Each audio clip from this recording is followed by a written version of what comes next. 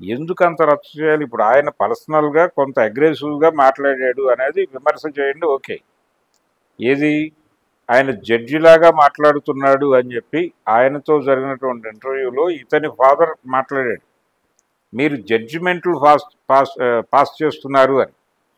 అది ఆ ధోరణి కరెక్ట్ కాదు. అంటే ఏదైనా ఏ విషయాన్నైనా ప్యాంపర్ చేయటం తప్పే.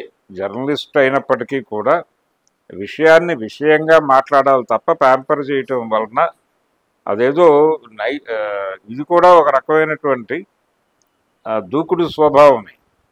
అది తప్పు. విషయాన్ని కనుక్కుని దాన్ని ఎలా సాల్వ్ చేయాలో ఒక మార్గం సూచించటం వరకే మనం చేయగలిగింది. అంతకు మించి జడ్జిమెంట్లు పాస్ చేయకూడదు. కానీ ఆయన ఆ ధోరణిలో మాట్లాడినప్పుడు దాన్ని క్వశ్చన్ చేశాడు ఆయన. ఆ క్వశ్చన్ చేయటం అనేది సబబే. ఆ ధోరణి ఇబ్బందికరమే అయినప్పటికీ ఇలా ఆ అమ్మాయి తరఫున ఎవరు మాట్లాడినా వాళ్ళతో ఏదో ఒక లింక్ చేసి మాట్లాడటం అనేది ఇబ్బందికరమైనటువంటి పరిస్థితి. ఆ ధోరణిలో ఎందుకు పెడుతున్నారు వీళ్ళు అని ఇంకొకళ్ళు అడగాలి కదా. వీళ్ళని అడిగి నోళ్ళు వీళ్ళని ఏదో దగ్గర తాళం వేయాలి కదా. ఇది టోటల్గా డబ్బులకు సంబంధించిన గొడవ. డబ్బులు తగ్గించటం కోసం జరుగుతున్న రగడ. ఆ అమ్మాయి చాలా ఓపెన్గా నాకు అక్కర్లేదు, నేను విడిపోతాను అని చెప్పినప్పుడు, ఇంత కావాలనే విషయం కూడా ఆవిడ పబ్లిక్ డొమైన్లోనే చెప్పినప్పుడు అదేదో సెటిల్ చేసుకుంటే అయిపోతుంది కదా. వెళ్ళి ఎందుకు రచ్చ చేస్తున్నారు? ఎందుకు పబ్లిక్ న్యూసెన్స్గా తయారవుతుంది? ఒకళ్ళ క్యారెక్టర్ ఒకళ్ళు అసాసిన్ చేసుకుంటూ రోజువారీ కార్యక్రమం ఎందుకు జనాలకి? ఇదేదో డైలీ సీరియల్ లాగా మారిపోయింది చివరికి. ఈ డైలీ సీరియల్ వ్యవహారం మీడియా ట్రయల్ జరుపుతోంది ఒక రకంగా. ఈ మీడియాకి ఏం సంబంధం ట్రయల్ జరపడానికి? అసలు వీళ్ళిద్దరిని ఎందుకు పిలుస్తున్నారు, ఎందుకు ఎంటర్టైన్ చేస్తున్నారు అనే దాని మీద సీరియస్గా స్పందించాల్సినటువంటి అవసరం ఉంది పౌర సమాజం. ఇందులో వీళ్ళు కూడా స్టాండ్స్ తీసుకుని ఘర్షణ పడిపోతున్నారు. ఇప్పుడు ఆ TV5 మూర్తి గారితో ఇంకొక ఛానల్ తాలూకా రిపోర్టర్ ఘర్షణ పడిపోయాడు మొన్న ఒకరోజు బిగ్ టీవీ నుంచి. అది పర్సనల్ లెవెల్కి వెళ్ళిపోయి మాట్లాడేసుకుంటున్నారు. ఇప్పుడు అతని మీద రకరకాల గ్రేడ్జెస్, ఏదో సందర్భంలో అతని మీద వ్యతిరేకత పోగుబడిన వాళ్ళు ఆ వ్యతిరేకతల్లో నుంచి మాట్లాడుతున్నారు దీన్ని లింక్ చేసి మేబీ అన్న పద్ధతిలో. ఆయన కూడా కొంచెం అగ్రెసివ్గా నా అడ్రస్ ఇది, నేను బలానా నంబర్ కారులో పెడతాను, బలానా చోట ఉంటాను, రండి చూసుకుందాం అనే పద్ధతిలో ఒక ఓపెన్ ఛాలెంజ్ చేయటం. ఇవి కొంచెం యాటిట్యూడ్ ప్రాబ్లమ్స్ ఉన్నప్పటికీ, కొంచెం అటాకింగ్ ధోరణిలో ఉన్నప్పటికీ వీటిని ఎందుకు హైలైట్ చేసి గొడవ చేస్తున్నారు? అమ్మాయి క్యారెక్టర్ అసాసిన్ చేయటం అనే ప్రోగ్రాంలో భాగంగానే ఇవన్నీ చేస్తున్నారు. ఇలా 100 చెప్తారు. దాని మీద చాలా దారుణమైనటువంటి పదాలు పెట్టి మాట్లాడుతున్నారు.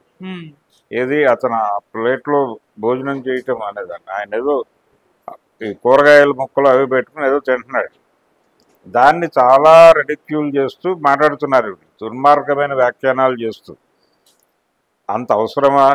ఎవరింటికి వెళ్ళినా ఆ ఇంట్లో ఉన్నటువంటి ప్లేట్లలో ఏదో ఒకటి పెడతారు తినటానికి. అంత మాత్రం చేత వాళ్ళకి ఆ ఇంట్లో ఉన్న వాళ్ళతో రిలేషన్ ఉన్నట్టుగా మాట్లాడితే అలాగా? పైగా వీళ్ళు సాంప్రదాయం మాట్లాడుతున్నారు, భర్త ఇంట్లో లేని సమయంలో నీకేం పని అని. ఆ భర్తతో వివాదం నడుస్తోంది. ఆ భర్త ఈవిడ మీద రోజువారీ విమర్శలు చేస్తున్నాడు. అందుకని ఆ ఇంటికి ఆ సమస్య మాట్లాడటానికి వెళ్ళినటువంటి ఒక మనిషికి వాళ్ళు ఏదో తినడానికి పెట్టారు, ఆయన తింటున్నాడు. తప్పేంటి దానిలో? ప్రపంచానికి వచ్చిన గొడవ ఏంటి? ఎందుకు అనవసరమైన రచ్చ చేస్తున్నారు? అదేదో ప్రూవ్ చేయడానికి కష్టపడుతున్నారు. అక్కడ ఏదో జరిగింది అనటానికి ప్రూవ్ చేయడానికి నానా కష్టాలు పడుతున్నారు. ఎందుకు ఇంత కష్టపడాలి? మీరు కష్టపడుతున్నప్పుడు ఆవిడ కూడా కష్టపడి ఇంకొక 100 ఎలిగేషన్స్ చెప్తుంది. ఇలా రోజువారీ ఇన్సిడెంట్లు పేర్చుకుంటూ ఒకళ్ళ మీద ఒకళ్ళ కథలు నేరేట్ చేసుకుంటూ వెళ్లాల్సిన అవసరం ఏంటి? అది మా వల్ల అవుతుంది, ఆవిడ అడిగిన డిమాండ్ సాధ్యమా అసాధ్యమా?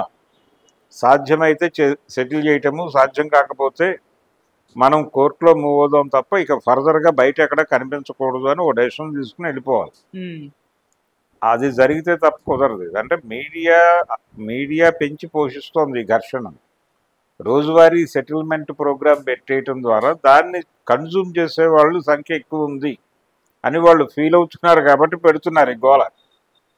ఈ కన్జ్యూమ్ ఎందుకు చేస్తున్నారు వీళ్ళు అంటే మెదళ్లలో కూడా ఒక రకమైన దుర్మార్గం మేట వేసుకుపోయి ఉంది. ఇలాంటి విషయాలు కన్జ్యూమ్ చేయటానికి వాళ్ళు ఒక ఎంజాయ్మెంట్ ఏరియాలో ఉన్నారు జనాలు. వాళ్ళు సానుభూతితో చూడటం లేదు. సానుభూతి కాదు, ఇక్కడ కూడా ఆ అమ్మాయే టార్గెట్. ఆ అమ్మాయిని టార్గెట్ చేస్తున్న వాళ్ళే చూస్తున్నారు.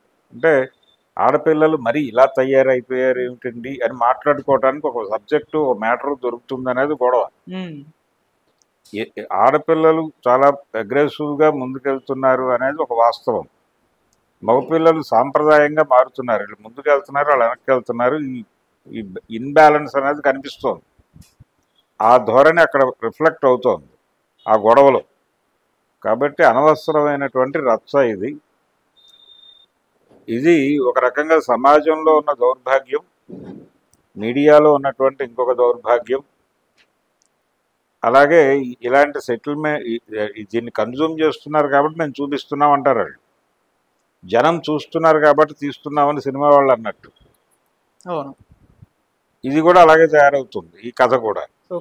అందుకని ఇదే కాదండి, బయట ఒక అమ్మాయి వచ్చి ఓపెన్గా తన అసలు మహిళల మీద జరుగుతున్న విషయాలు ఏదైనా మాట్లాడితే, మోడర్న్ సొసైటీలో మేము ఈ ఇబ్బందులు అనుభవిస్తున్నాం, ఈ ధోరణులు ఉన్నాయి సమాజంలో అని మాట్లాడితే ఇమ్మీడియట్గా ట్రోల్ మొదలవుతుంది. నైతిక బెత్తం పుచ్చుకుని, నైతిక కత్తులు పట్టుకుని వాళ్ళని పొడి చేయడానికి రంగంలోకి దిగిపోతారు ఇట్లు. అందుకని నైతికత అనేదే ఒక దుర్మార్గమైనటువంటి అణిచివేత సాధనం. అది ఈ నైతికత అనేటువంటి అణిచివేత సాధనాన్ని తీసి అవతల పారేసి వాళ్ళని నిరాయుధీకరణ చేయాల్సినటువంటి అవసరం ఉంది. నైతిక బ్యాచ్ని మొత్తాన్ని ఇది ప్రాపర్ వేలో వెళ్ళటం లేదు. ఇది ఇలాంటి సంఘటన మనం ఆ మధ్య చూసాం. ఒకటి లావణ్య వర్సెస్ రాజ్ తరుణ్. ఆయన మెరిట్స్ మాట్లాడేవాళ్ళు, ఆవిడ మెరిట్స్ మాట్లాడేవాళ్ళు, ఆవిడ డిమెరిట్స్ మాట్లాడేవాళ్ళు, ఇతని డిమెరిట్స్ మాట్లాడేవాడు. రోడ్డు మీదకి వచ్చి కొట్టుకున్నారు కొంతకాలం. అది కూడా ఆస్తి గొడవే. అది కూడా అంతిమంగా ఆస్తి గొడవే. ఆత్మ అంటే ఆస్తి అని అర్థం. ఇది నేను చెప్పడం కాదు, నిజమే. నిజంగానే ఆత్మ అనగా ఆస్తి అని అర్థం ఉంది. కాబట్టి ఆత్మహత్య అంటే ఆస్తి లేనివాడు చచ్చిపోతాడని చెప్పడమే. ఇలాంటి ఒక సందర్భం మన జీవితాల్లో ఉంది. కాబట్టి ఆస్తి తగాదాలే ఇవన్నీ. అమ్మాయి 10 కోట్లు అడుగుతోంది. ఆ హోటల్లో తనకు రావాల్సినటువంటి దాని డెవలప్మెంట్, మార్కెటింగ్ మొత్తం స్ట్రాటజీ నేనే డిజైన్ చేశానని చెప్పింది. ఆవిడ ఇన్ఫ్లుయెన్సర్ కావడం వలన కూడా కొంత ప్రమోట్ అయి ఉంటుంది. ఆవిడ రీల్స్ చేయటము, దీని ద్వారా కొంత అటెన్షన్ గ్రాప్ చేసి దాన్ని మార్కెటింగ్ స్ట్రాటజీలో భాగంగా అటువైపు డైవర్ట్ చేయటం ద్వారా బిజినెస్ చాలా పెరిగి ఉంటుంది. ఇవన్నీ ఆలోచించాలిగా వీళ్ళు సెటిల్మెంట్ అప్పుడు. అది వదిలే అమ్మాయి వెళ్ళిపోతే అది పడిపోవచ్చు కూడా, ఆ భయం కూడా ఉండుంటుంది వీళ్ళకి. అందుకని ఈ డబ్బులకి సంబంధించిన గొడవ. వీళ్ళు ఎవరికి గౌరవాలు ఇవ్వడం లేదు.